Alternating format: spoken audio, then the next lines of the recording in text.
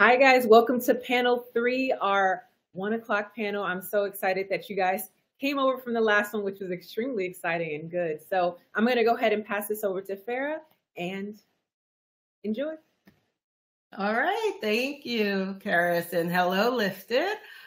We have an exciting panel with some great authors. We have a ton of questions to get through, so I will get started very quickly. Just a small introduction of each person. We have Jumata Emill, who is a journalist who has covered crime and local politics in Mississippi and parts of Louisiana. He earned his BA in Mass Communications from Southern University and A&M College. That's my family's Southern Jags all around, except for me. Sorry. He is the author of The Black Queen and, what's the other book? Because I don't have it in front of me. Wonder in the Dark. Well, there you go. Just came out. I went to his launch. You can tell he's local. We're in the same area. We have Liselle Sambury. She is a Trinidadian Canadian author whose books include Blood Like Magic, Delicious Monsters, and Tender Beast. I am not local to her, but I would love to visit because I love Canada. We have Sarah Doss, who was born in Trinidad. 2 Trinidadians on here. Wow, wonderful. But has lived in Tobago since she was 2 years old. Her books, Where the Rhythm Takes You and When the Vibe Is Right. Cute covers. Both, yes. And finally, we have Brittany Williams, another homegirl for me. She is an actress, writer, and nerd of fandoms. Her first novel, That Self-Same Metal, is a historical YA fantasy set in William Shakespeare's London. Hello. So wonderful to see you all on this Sunday afternoon. It's afternoon in all time zones, so I can say that. I should say, I am Farrah Rochon. I too am a little writer. I've got a couple. You have an impressive library. What are you talking about? Right. You have a fleet of books. You do. They're somewhere there. I don't know where it is. I just know it's over 40. I would have to go and count. But I know I'm at like 40 something. But anyway, this panel is about these wonderful YA authors, and we are going to get started now. So I'm going to go in the order that I want to. Since I'm the moderator, I get to do that. So I will start with Brittany, since she is first on my You're first on my screen. So I'll start with you. So I'm actually going to ask this question to every single panelist because I think it's a great question and I know people would want to know. Were you an avid reader as a child? And did you have a favorite book growing up? We're going to start with an easy question. Yeah, so I absolutely was. I was the kid who would finish all my classwork early, so they would send me over to the bookshelf in the classroom to grab a book and just read, because otherwise I would put my head down or pretend to be sick and ask the nurse to send me home, where I would read all of my books anyway. The book that I always checked out from the library in middle school was Virginia Hamilton's Her Stories, because that was a book that you could only get at the library. And it's that beautifully illustrated collection of like Black stories and folk tales and everything. And that one I absolutely loved. I loved it so much. I have like a copy that I bought as an adult. So that was it for me. That was my favorite book as a kid growing up. I like it. Okay, Sarah, same question. Yeah, from the beginning, I still remember like my father used to read bedtime stories for me as a child, and I used to memorize them and so on because I used to love them so much. But in terms of like what book I remember like being obsessed with first was like the Nancy Drew books. I don't know if you remember the yellow hardcover. Yes, I was obsessed, and I made my mom buy all of them for me, and I would just speed read, and she'd be like, can you make it last like a day or two before, like more than a day or two before? But yeah, those are the ones I distinctly remember. Yeah, first. I like it. Liselle? Yeah, I too was an avid reader as a child, but not always books. I did read a lot of fan fiction when I was younger. And so it wasn't like I could have books to show, but I would read like multiple fan fictions a day. A lot of anime based ones, Inuyasha, that sort of thing. And then a book that I really loved when I was a kid was Ella Enchanted. I remember I was just like in love with the concept. And when I first got it, I was like, this is a big book for me. But I absolutely just fell in love with the whole fairy tale story. And lastly, Jumata. Yeah, definitely was an avid reader. And like Sarah, I used to read like the Nancy Drew books. I used to read like Hardy Boy books. I used to read this book series like called Encyclopedia Brown. And I was also, I don't know if I've had a favorite, but the series that I read, like, it was Sweet Valley High. Like, I completely went through, I was obsessed with those twins. Yes. I had every, my mom still has them. She has like on the bookshelf, she has all the books that I bought. You used to go to Walden Books, and telling my age right now, and you can buy them for like, when books were more affordable for young people. They were like maybe $7. So I would just take like $20 or $25, buy like the next set that I need, and then read them in like a couple of weeks. But yeah, I just loved it. I used to just read those books thinking though, well, these are a whole bunch of white kids. I wish they were like Black kids. So what I would do is just like imagine like the stories as like Black kids and like how it would be different or things like that. So that's how I got through it though. Wow. Yeah, I like that. Okay, you were rewriting stories even when you were reading. I like that. Okay. Okay, I like this question. So what did you find most difficult when it came to writing your first book? And we'll start with Sarah with this one. Finishing it. Like I have so many unfinished projects, like from teenager writing right to finally finishing something. And I think that was the turning point, when I finally finished that first book, which has never been published, and that's probably for the best that it never sees the light of day. But once I knew I could finish a book, I think it got progressively easier to keep doing that every time. Yeah. Gotcha. Liselle, what did you find most difficult with the first one? Yeah, I feel like aside from finishing it, for me, it was kind of like having enough to make a book. Like I felt like I would know really strongly what I wanted to start the book as and like how it would end. And then I would get into the middle and I wouldn't really know what I was supposed to do with them during that time. And then it would be, they'd just do a bunch of random side quests and things like that until I felt like it was long enough. And I was like, okay, now I can get to the end. So yeah, I think that like, which the middle I still find challenging, but that figuring out what goes in between. I think you just sparked a question that wasn't even on the list that I kind of want to know now, but I'll table that for now. Jumata. I guess first book. I'll just go with the first book that got published because it's like I never had a problem with finishing. Actually, I could finish books. Like I had in high school, I had an entire soap opera that I had wrote, and people would like pass it around classes and everything. Like I just always was able to finish things. So I'm going to say with my first book, the challenge for me was when I had multiple points of view and I had to write from a white girl's point of view.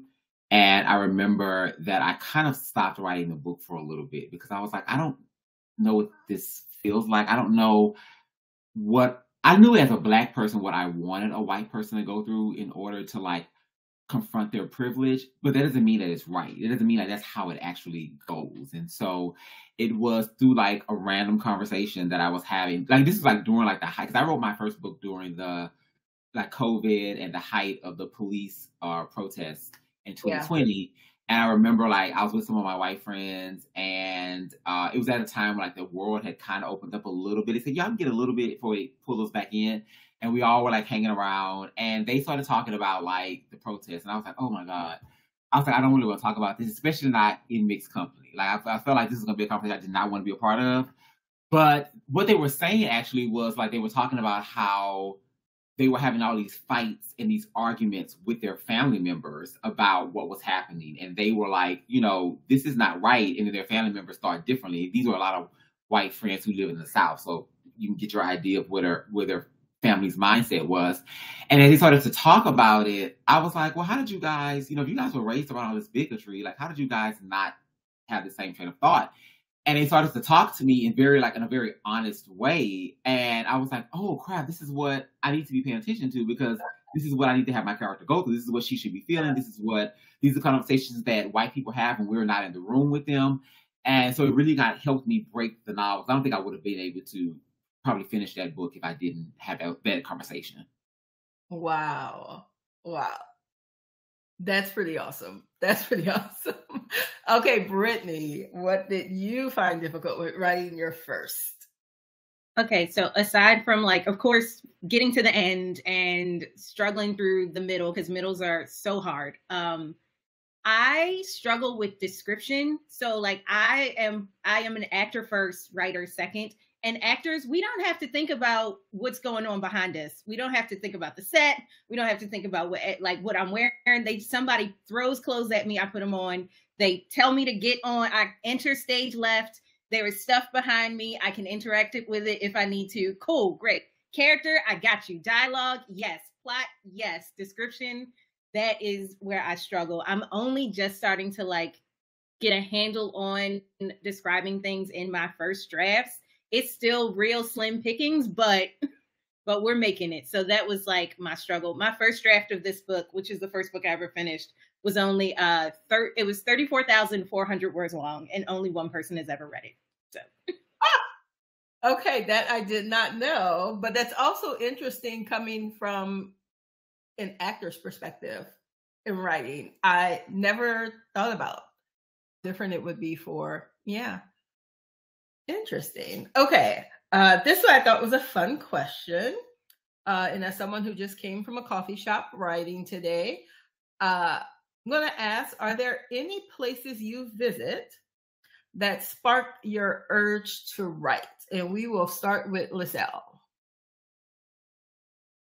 So I'm kind of like a big homebody. So I never do the coffee shop thing. I never do the just like going out. I'm like, I want to be in my safe space and box. But I will say that, like, when I'm writing a book, I always write my books in a setting that I've lived in, that exists. And so it usually ends up being a part of my process to try and go there. And then that ends up being a big inspiration, especially when I haven't been there for a while. I can, like, see how places have changed, how things have shifted, and it gives me different and new ideas for things. So I feel like I'm most inspired when I kind of set parameters that I can work within, and then I can go and kind of, like, see and do different things. And I'll go on walking tours, I'll go on haunted walks, even if it's places that I, like, lived for years. I want to kind of see that different perspective and that historical kind of lens and get ideas from that. Like that. What about you, Sarah? Well, a lot of my books are set, well, not a lot, all of my books are set in a Caribbean setting in Trinidad and Tobago, or in my newest book, in a fictional Caribbean island. So I just sort of live here, and so I'm constantly inspired by just being here all the time and spending time with my family. I think going to visit my family who live in Trinidad and so on, I get to see more of outside of my room where I'm constantly working and so on. And I think, like, little trips to visit family, I think, are what inspires me. Yeah. What about you, Jumata? Yeah, I kind of pull inspiration from everywhere. I mean, all of my books have been set in the South. I do kind of like how Stephen King, I like to do a fictional South. I have my own fictional world of everybody, all the towns that I've kind of created, and I kind of continue to do that. And I just find, like, I always tell people that I have a love-hate relationship with the South, because I literally hate it for all the racism and bigotry and the backwardness and all of that. But I also love it because it's very majestic. It's really pretty. I love, like, the ghost story. I love the culture. And it's just a really great place. You just put characters in the South and there's ready-made tension there. There's just all this. I mean, when you have, like, racism, like, that's kind of like baked into the culture of a place, you put Black characters there and they kind of can write their own story in a way. And plus it's just like a really, we have a lot of historic places. You know, I kind of love to maybe sometimes use, like, I know, like in my new book, I set it in New Orleans, and I will say, I don't know if I ever want to set a book in a real place again, because you are really confined to the topography of that place. So like when I was writing Wonder in the Dark, I had a map of New Orleans like right there on my desk every time, because I had to be like, hey, wait, this is the street they're on. It's gonna take this long for them to go to this side of town, and I hated it. I was like, this is so. And I love having fictional places. It can be whatever I needed it to be at any moment that I needed to be it. So I don't know if I'm ever gonna do a real place again. Maybe I have to like visit for a chapter that I can kind of bring them back where I need them to go. But I do think that it's fun to write somewhere familiar. And like someone, I can't remember who said it, but they said that going to places that I'm from and like looking at it through a different lens, like I kind of look at things like, well, how will my character but like be describing this? And I've noticed that you kind of pick up on things that maybe you didn't notice before, because I'm in my own world doing whatever I want to do or whatever. So I think that's always, you know, at least try to pull inspiration from any place. I could be at the mall, I get inspired by something. That's why I love my notes app on my phone, because I just like jot down stuff the minute I see it, and then I'll just kind of like use it later. Gotcha. And as someone whose new series is set in New Orleans, I feel you. Having to have the map open in all those little neighborhoods. Yeah, I can understand. Brittany, what about you? Listen, you want to talk about map struggles. I set my book in London in 1605. So I can't even like pull up Google. I had to like go to Google Maps, look up where this place would have been then and what's there now, and then like get walking directions to see how long it would take. I was very thorough. I did have the benefit of like living in London for like 3 years, so it wasn't completely foreign to me. I try to make my office as inspirational as possible. So I have like crystals. I do little mood boards for the book. I have all of my reference books like on this closest bookshelf here. I do music. I like candles. And I had the benefit of, when I was drafting book 2 and then editing it, I was in Shakespeare plays at the time. So I was like completely immersed in that world, to the point where it just kind of like new scenes would spring up in my mind, and I'm like, oh, I can make them do this. Oh, I can have them do that. Oh, I can have them do this. I also find what makes me most effective is when I'm writing with other, like in close proximity to other writers. Like I need body doubling helps me so much. Like you just like, I'm working here, you're working there. We got on headphones. I can look at you. We can be like, hey, what you doing? Okay. All right. We're going back in. See you in another like 30 minutes. And then we get back into it. So that like body doubling is amazing wherever that may be, and at home, at somebody else's house, in a coffee shop, like as long as it's somebody who's not going to try to talk to me for 40 minutes. So that's the key. Yes. That works for me. I think that's why I always love to do the spirit of NaNoWriMo, and go out there and like, I just want to be around other writers. This is a solo, very insular career. So I can understand. Let's see. Time-wise, okay, I want to get through as many of these questions as possible. So can you speak? I'm going to start with Jumata on this, because I don't think I've started with you yet. Can you speak to the importance of representation and diversity within the genre? And I know you can. Yeah, I mean, this is a biggie for me, because I feel that, at least for Black kids, let's just say marginalized kids in general, it's very hard for a child to grow up thinking they can be anything that they can be if the only leaders and representation they see in the world is white. You're sending a subliminal message to children when you do that. This concerted effort that there is right now to kind of ban certain books is all about not letting Black children or marginalized kids have the inspiration that some need in order to want to achieve better. Not everyone, unless I was lucky, I was born into a family where all my aunts and uncles were college educated. You know, the question wasn't where you going to college, it's what college are you going to? But not every child has that still to this day. And part of the reason they don't have that, we know, is because of systemic racism. And so, you know, it's very easy, especially for white people, to say, you know, Black kids, if you just work hard and, you know, you do, you can achieve it. No, they don't think that, though. If everyone in their life in a power position is white, you're pretty much telling that marginalized kid, you don't have value, maybe unless you're supporting someone else, unless you're supporting this white person up. I remember I saw a TikTok recently where this white teacher was talking about, she was having some issues with the fact that a lot of the Black teachers at her school were achieving something quicker than her. And she said she had to really do some self-reflection. She realized that all the messages she got growing up was that white people were supposed to be at the center of something, and that if you had a marginalized person or a person of color, they were in service of a white person. And that's literally what we have going on right now, especially in YA. I mean, I love when people get on these rants on Twitter or X or whatever we're calling it now, and they want to say that, you know, all this diversity and yada, yada, yada, and white people really don't have, you know, aren't getting book deals the way everyone else did. Please, like, we are still a small piece of the pie. Look at the New York Times bestsellers list. It's pretty much all white authors right now. You know, you're still sending a message that these stories don't have value. And we can sit here and say that, well, the New York Times isn't really a great list because it's not really based on book sales. All that can be true, but we know, you know what else is true? Having that visibility helps you as well.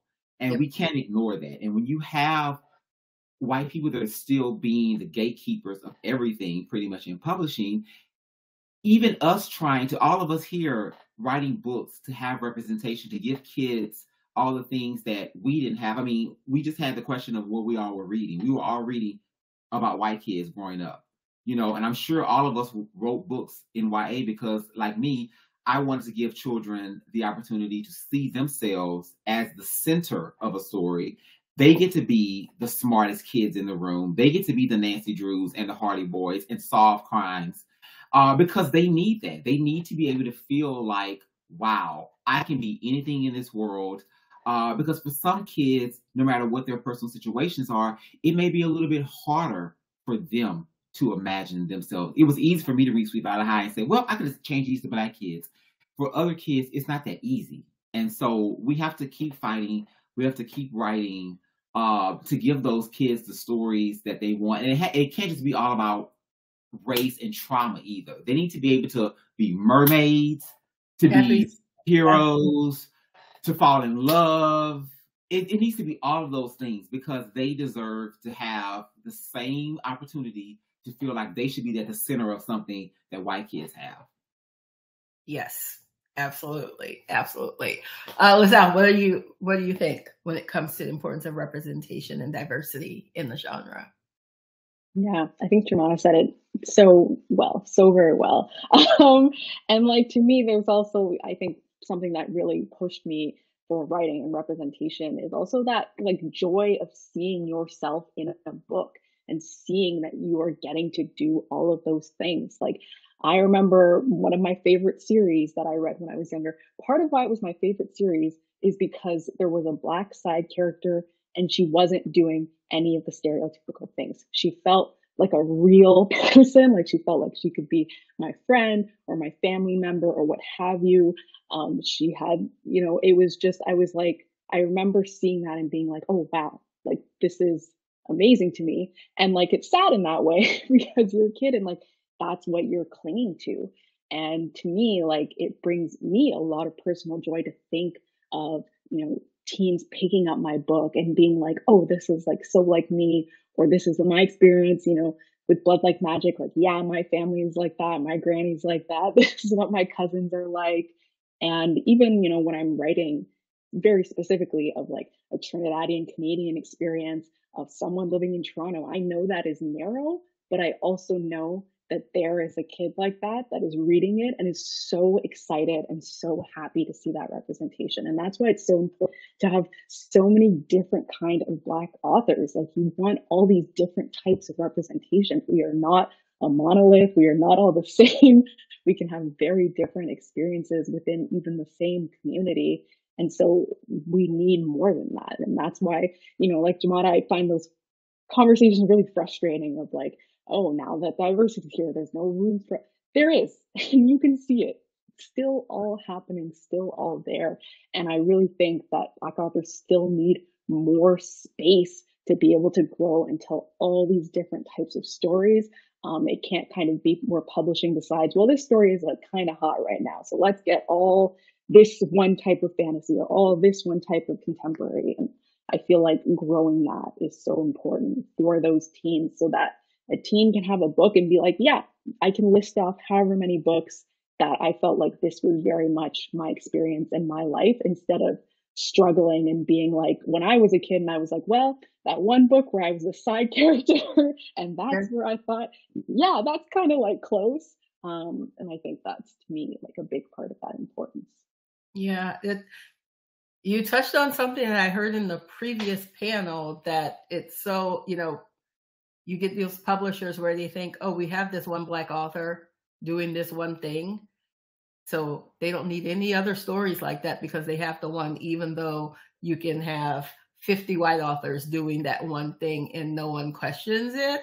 I was cheering in the background of that previous panel, and that's like what you're saying here. There's so many different, Black authors' stories that should be told. And the fight of getting publishing to see that it's okay to have 2 Black stories about a Black mermaid. It's okay, Yeah. But anyway, I'm not a panelist. I'm the moderator. I'm going to stop interrupting. I'm going to give Brittany. It's hard for me. It's like, you all know, I want to. It's okay. No, we're all very passionate about like this particular question too, and it's like as passionate as, and also frustrated with having to like answer it over and over and over again. I know for me, to like add on to what Jumata and Liselle said, I wanted to write for the kids who eventually are confronted with a lie about themselves by white supremacy. And I wanted to give them, specifically in writing in a historical period and writing Black people and brown people and queer people into this reality in a way that they would have actually existed. I want to arm those kids with something that can so they know that that's not true. They know that people are lying to them. I don't want a kid to believe that lie. Like, I grew up thinking I could be anything. I could be a princess. I could be Snow White. I could be whatever. And then the first time I was in a majority white school, we were talking about cosplaying at anime convention. I named all the characters I want to be. And my white friend, in which she thought was kindness, said, oh, well, you can't be them. Why don't you be like this random brown character who I had never heard of before? And I was like, no, I'm going to be Sailor Saturn, but good on you. So it, and it just, and also being, a hardcore Shakespearean and early modernist, and having to deal with all these people who were treating me like a guest in Shakespeare. Oh, we allow you here through our own grace or whatever. And knowing that people are telling me a lie. I think that in all of our writing, we are offering kids, along with something aspirational, we're arming them against these deep untruths that the world is throwing at them. And I just think that's really beautiful. Yeah. You need to talk to Dr. Margot Hendricks about being a Black Shakespearean. Oh, that's my girl. Dr. Margot is not, that's my girl. That is my girl. So sorry, y'all. But anyway, again, me interrupting. Sarah. I swear I'm gonna be a better moderator. Sarah. Oh, I'm not sure what else to add. I feel like everybody really covered it. The only thing I could really say is that, as someone who is Black, but also Trinidad and Tobagonian, from the Caribbean, that's another sort of dimension to what is another underrepresented on the world, or in the Western media and so on. Because I am someone from the Caribbean who's publishing in America in English, and so I'm always very conscious of the representation there, and what the fact that some people who are reading my book may never have read a book from someone living here before.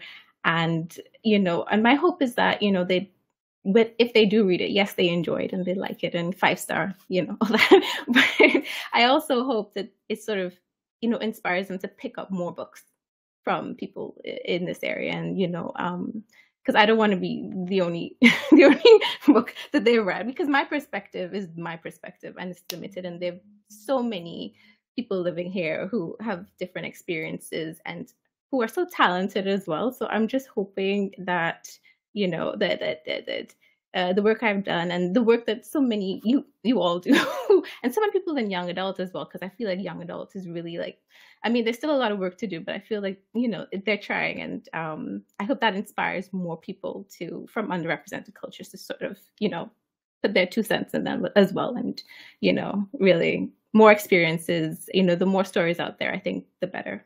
Yeah. I would love to read more books about the Caribbean and just the experience. Yeah, I'm going to look more up for sure. So I do have some other questions that go more towards publishing, but I want to get a few of those that just talk about the writing process. I'm always interested in to hear how other writers create their books. So, Sal, I'll start with you. What are some techniques that you have used to elevate your approach to writing and allow yourself to become a better writer? I know, kind of heavy question, but. Yeah, I think for me, it's been a lot of really fine-tuning my process. And so for me, that's meant a lot of plotting. So when I first started writing, I was very much a discovery writer. And I found that for me, that was not working and wasn't helpful in my process. I would frequently end up having to rewrite giant sections of the book. And so I decided what would be better for me would be to plan things out. And so that meant honestly doing a lot of research of different types of writing structures. And that's something I've been like continuously fine tuning. And so I decided, okay, I'm going to do a save the cat structure. And so figuring out how do my stories, how does my writing fit into that structure, making tweaks as I needed to. A lot of technology for me. I use a program called Plotter, which is like a very intense sort of visual plotting structure, and kind of going with that over time, changing how I did that. I used to try and keep a lot of things in my head. Now I try and do the opposite, like as little as I can just be magically holding in my brain, the better, because that does not work out well. My book that's coming up next year is my first one where I've really actively done like a world building document where I've set out the rules, I've set out the history, and it's made such a huge difference in actually putting together what is a very complicated world and system, such that when my editor is asking me all these questions about the book, I have answers for everything. I know. I'm just like, okay, I didn't get that in the book so you could understand it, but I know everything that's going on. And so for me, that's really been the thing that has elevated a lot of my process and how I put books together, is really just kind of working on that research. I read a lot of craft books. If there's something I'm struggling with, I try and find a writing craft book that will help me. I wanted to get better at my line level prose. And so I started reading poetry as well, just kind of whatever I can do to research and help me, and I can kind of build on and find my own way to do it, is how I really approach kind of elevating my process in prose. I like that. Jumata, how about you? Yeah, sure. For me, it's kind of been, I have a journalism background. So for me, a lot of time the struggle was trying to not write like a news reporter and to write like a fiction writer, which is completely two different things. And so what I kind of had to do was I read different craft books and I borrowed elements from each that kind of worked for the way my brain works. I think that, you always hear at say, do this technique, is going to work. And it doesn't always work. And then you have like a lot of amateur writers go, well, it didn't work for me. That must mean I can't write. No, that doesn't mean that. It just means that that's not how your brain works. And you got to figure out for yourself how your brain works. You know, I write mostly mysteries and thrillers thus far. And reverse engineering a mystery, like it's super tedious. You have to outline, unless you want to have to do a whole bunch of rewriting like Liselle did. No, and I don't want to do that. You have to like outline everything out. You have to have all these different moving parts working at the same time. So I remember for my first book for the Black Queen, I had like an investigation board. Like I had all the note cards. I had like this clue leads to this one, this the red herring, because visually that's how my mind was able to like work and like conceptualize to make sure that I'm seeing everything I need to see. But I don't always do that though. For another book, I may do something a little bit different, but I always do some version of it. Like maybe I have a notebook and I kind of would draw certain things that I need out. And when I'm doing revisions, after I do like my first zero draft, I always do revisions. I always use Excel for that because it's kind of for my mind. It helps me like have each chapter and I can just kind of say, okay, I need to change this. I need to do this. I need to do this in the chapter. So it kind of helps me kind of visually see the entire story. And I can know what's working, what's not working. If I need to just switch a chapter around, just move this row up. And so it kind of helps me do things a little bit easier. I think the one thing that does shock a lot of people is that I still use like notebooks to write like all my character profiles, pretty much anything that the only thing I start using a computer for is when I'm starting to outline. Everything pre-outline is in a notebook. I write everything down. For some reason, it just helps me to like get the juices flowing to have to be able to write it legibly. Like, you know, I can scratch this out. And I know I've tried with one book. I think my third book I'm working on right now. I tried to be like, well, let me just use the computer the whole time because it'd be easier if I'm like, you know, making a character profile, I can just copy and paste something. It did not work. My brain was like, no, dude, no, you got to go back to the notebook. And so I kind of just have all these, I buy a different notebook for each idea and I kind of just start there and just write everything down. It just really helps me in that way. And so I always just tell people, just do what kind of works for your brain, whatever and that's the right answer for you. Whatever gets you to finish and whatever works for you to visualize your story and to like make your character seem real is all the right answer. I will insert myself one more time just to say that I have to start on the notebook as well. And I actually have every single notebook of the 40 plus books. I have every one of them from book number 1. I have a place in my closet where I still have all of my notebooks. It's just something about that medium that gets your head going where a computer does not. So I absolutely understand that.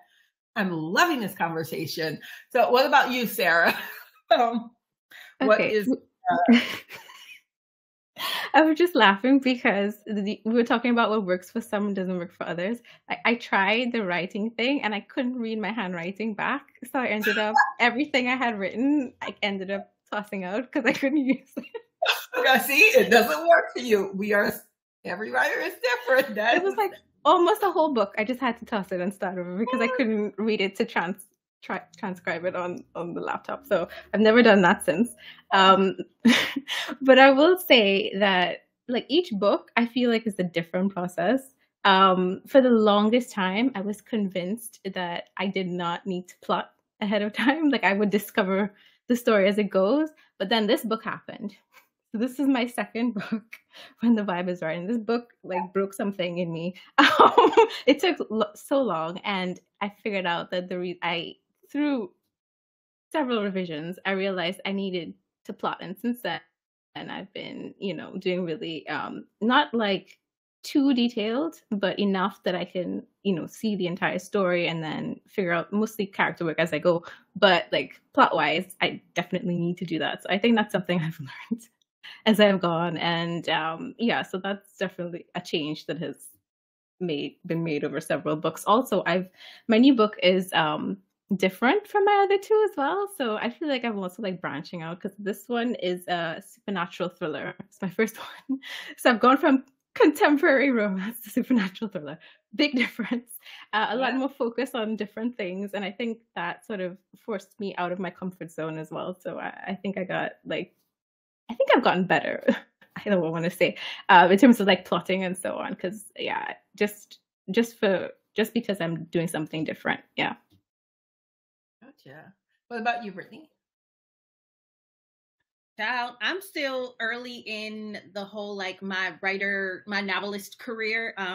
So like my first 3 books are part of a trilogy, which is its own beast. Like I had 4 years to work on that self-same metal, and then I've had a year to write both sequels, like a year each.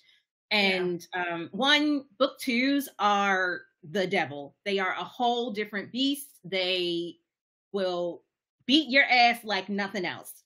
So like book 2s are always a struggle. So as I was drafting book 3 and now as I'm editing book 3, I've been trying to build rest into my writing schedule. And figuring out how to have that recovery time, because I didn't allow myself to have that for book 2.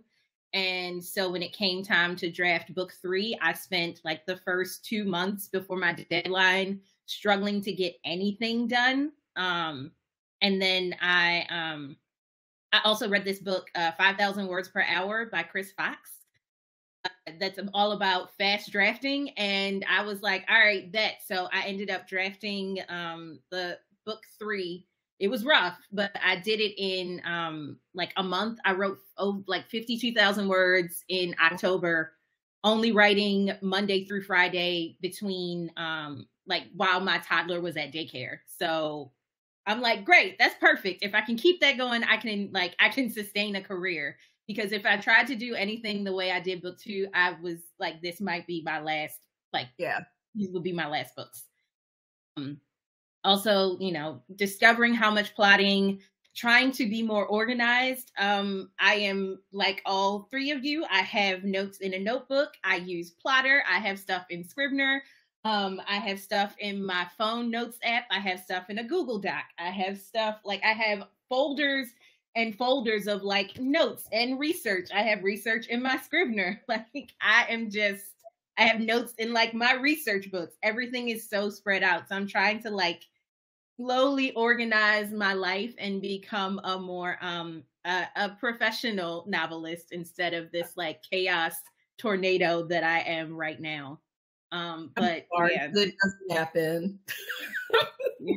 Rest is what I recommend. Like sleep, go for a walk, take a shower, make sure you eat. I go to the bathroom before it becomes an emergency. You don't have to finish that chapter right this second. Just be good to yourself. All good things for writers to take to heart.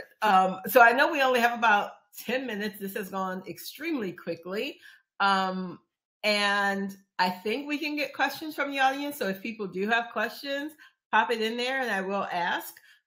But the last couple of questions I thought were really good. So I'm going to start. I can't even remember who had like the last one. So Sarah, I'll start with you because you were the first person I looked at when I looked up at the computer just now. But I really liked this question. So as an author, how do you navigate the balance between staying true to your creative vision and responding to feedback or criticism from readers and critics? Or even your editors, I'll add to it. Okay, because I was going to say, I don't really take feedback from readers. Like, I avoid reviews when I can. The only reviews I really read are the ones my editor sends me, like if it's a trade review and she wants me to see it. Yeah, so I don't really take feedback from readers. Editor and my agent sometimes as well, she'll get feedback. That I think it's gotten easier. I think it sometimes really hurts. It hurts you don't get it right the first time, and you feel like a little bit like you're disappointing someone, and also more work, and you don't like that doesn't feel great either.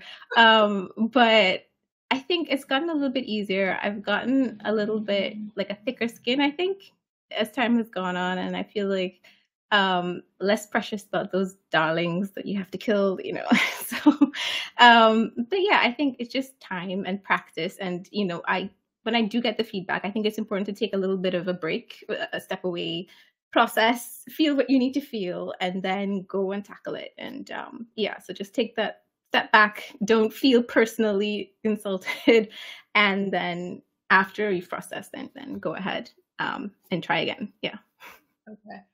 And now all 5 heads have been nodding through her entire answer because I know we all feel this, but I'm still going to get everyone's take on this question.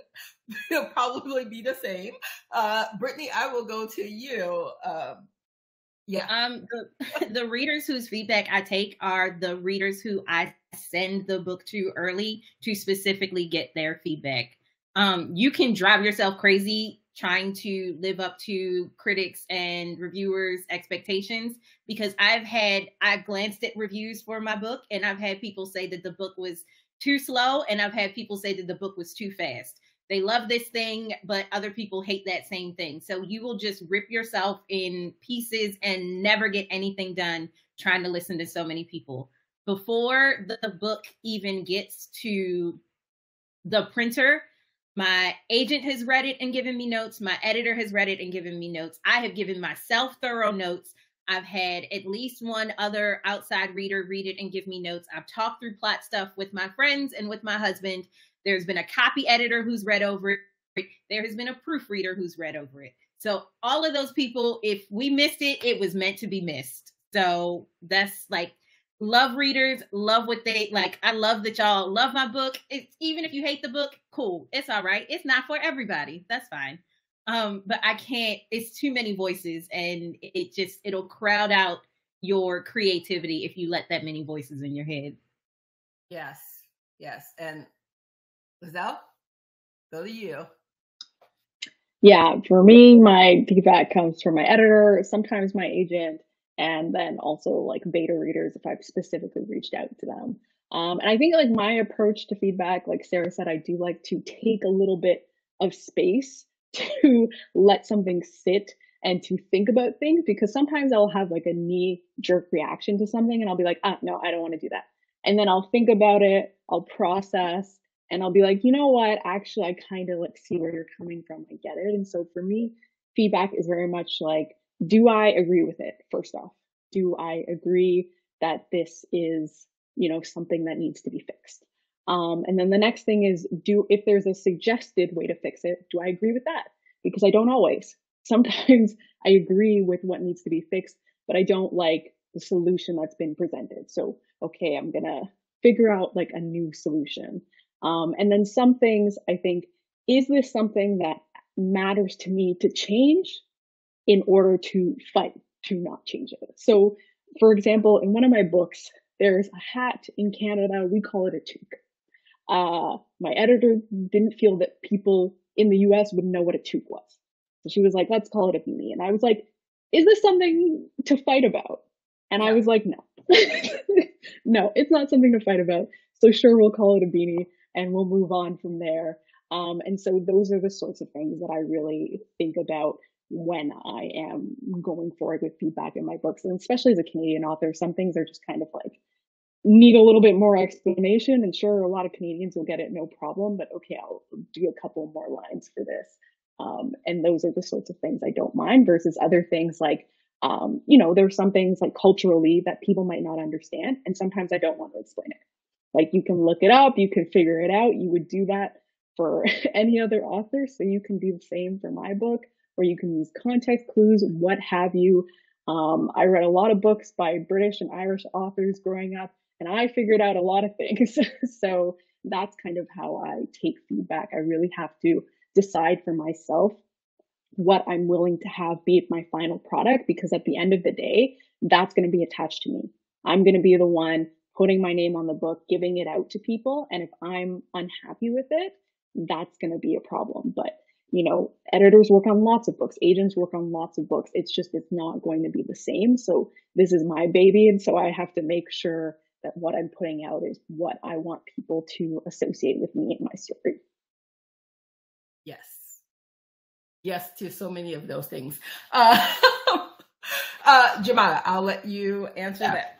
I don't have that much to add. And I think all the ladies pretty much covered everything. I think for me, I just pay attention to my agent and my editor and their feedback. I think it was easy for me coming from journalism because I was used to being edited for 16 years.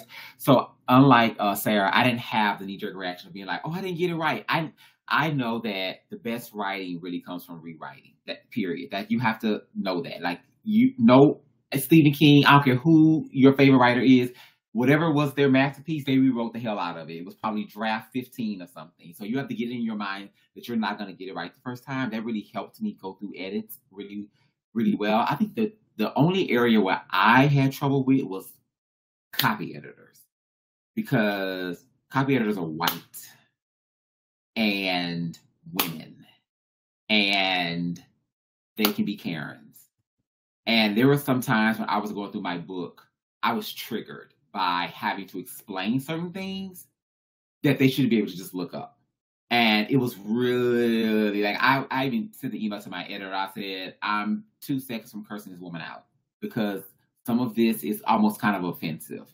I remember, like, with Wonder in the Dark, I had the characters mention that they were dancing to Beyonce's version of Before I Let Go. And she was like, well, Beyonce's popular. We shouldn't have to, you shouldn't say Beyonce's version. I was like, no, boo. I said, in the Black community, I said it in the notes. I was like, Frankie Beverly and Maze is the version that everybody knows. You need to say Beyonce said it.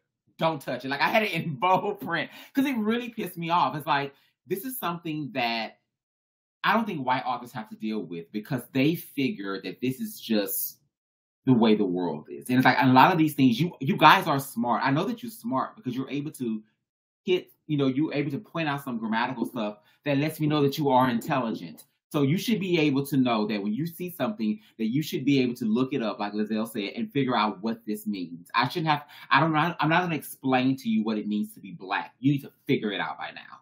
And that's kind of where I've been. I know, like, with my third book, I didn't have as much of a pushback, because that was the one area where I was kind of like, I'm about to fight everybody that's copying in this book. I told my editor, I'm not joking. They're triggering me, and it's pissing me the hell off. And some of this stuff is really insulting, and I think they get a kick out of it. And I realized, especially when I realized I wasn't alone, and like other authors had expressed the same thing with having to go through copy edits and having to deal with some of this stuff. So I think that's the way. I just wish publishing would get more marginalized copy editors and BIPOC people, because honestly, it really is kind of insulting, some of the stuff we have to answer to and try to leave into books through copy editors. Yes, I will just say that. I've had to do it all throughout the years. Being Black, being from the South, and dealing with copy editors who are, a lot from the Northeast, don't have that. Again, I don't want to insert myself, but you just triggered something in me from years and years and years in this business. Okay, we probably, audience questions. Do we have some? The thing is, unless they're in the chat, I have no idea where to find them. So maybe they are. I don't think we have any. I've been looking. I don't think anyone has any audience questions. Okay, that's not. Well, I do have. Sorry, there was one in the question box, and it says, "What advice can you give to others who are struggling to finish their books? What pushed you through to the end?" Okay, look, the question box there that I didn't even see that.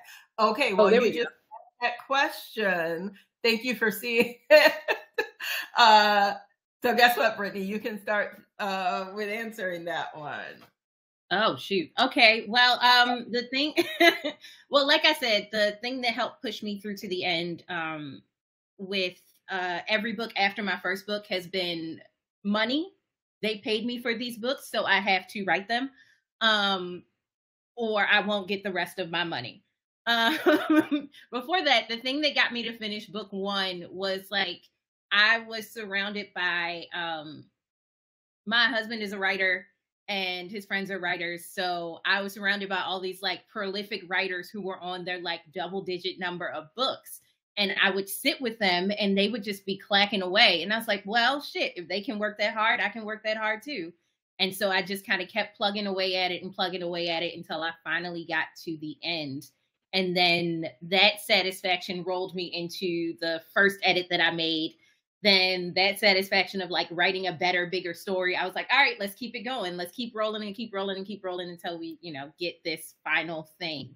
So I think having a support system, having relationships with other writers particularly writers who you find aspirational and who may be like ahead of you, so that you can like see their process and kind of lean on that to drag you along.